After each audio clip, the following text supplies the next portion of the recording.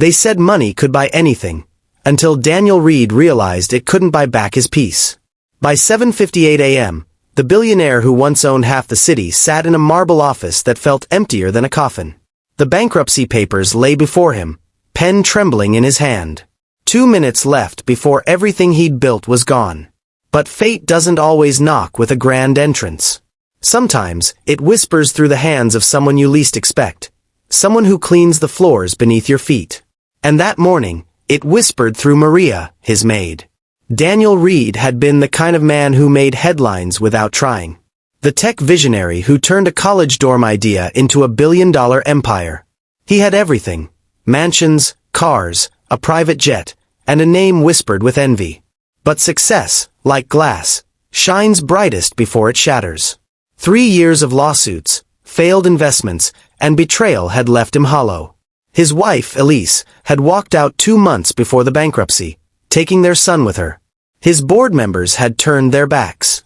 The world saw a man who flew too close to the sun, and burned. At exactly 7:30 a.m., Daniel sat in his office at the top of Reed Tower, the symbol of everything he'd achieved. The city below looked small, the way his life now felt. His lawyer had laid out the final bankruptcy papers. "Once you sign," the lawyer said softly, "it's over. You'll still have your home and car, but Reed Industries will be gone." Daniel nodded without speaking. His signature, the same one that had once made companies rise, was now about to seal their fate. Downstairs, Maria Alvarez hurried through her morning rounds. She had worked for Daniel for 7 years. She'd seen him at his best, kind, sharp, unstoppable, and at his worst, silent, broken, unreachable. She wasn't just a maid anymore. She was the only person who still knocked on his office door without fear. That morning, she'd noticed something strange while cleaning the study. A small folder tucked under a pile of discarded documents, stamped confidential in bold red letters. Inside were accounting papers, numbers that didn't add up. Billions, yes, billions, had been quietly moved into offshore accounts, months before the company's collapse. Maria didn't understand the full scope, but she understood one thing. Someone had played Daniel. Someone wanted him ruined. At 7:56 a.m., she burst into his office without knocking. "Mr. Reed," she gasped. "Wait, don't sign those papers." Daniel looked up. Daniel's lawyer helped him file an emergency injunction, freezing all transactions.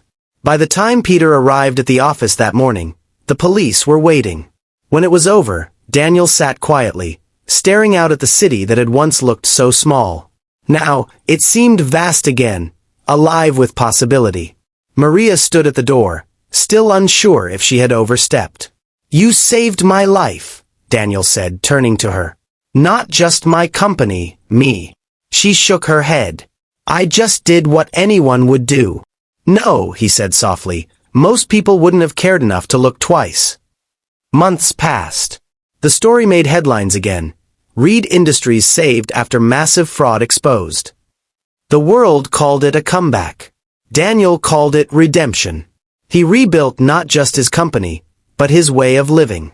He rehired the staff who'd lost their jobs, paid off the debts of small investors, and started a foundation for workers' families, beginning with Maria's. At the opening ceremony, reporters asked him the question that every billionaire gets asked. What was the turning point? He smiled, eyes scanning the crowd until they landed on Maria. The turning point, he said, was realizing that heroes don't always wear suits. Sometimes, they wear aprons and see what no one else wants to see. The crowd applauded, but Maria looked away, embarrassed and proud all at once. Later that night, as Daniel stood alone in his office, the same place where he had once been ready to give up everything, he whispered to himself, 2 minutes away from losing it all, and one person's courage changed everything. He glanced at the clock. It was 8 a.m. again. But this time, he wasn't signing an ending. He was signing a new beginning. Sometimes, it's not the power of wealth that saves you, but the honesty of someone who still believes in what's right. Never underestimate the quiet hearts that see what others ignore, because they might just rewrite your story.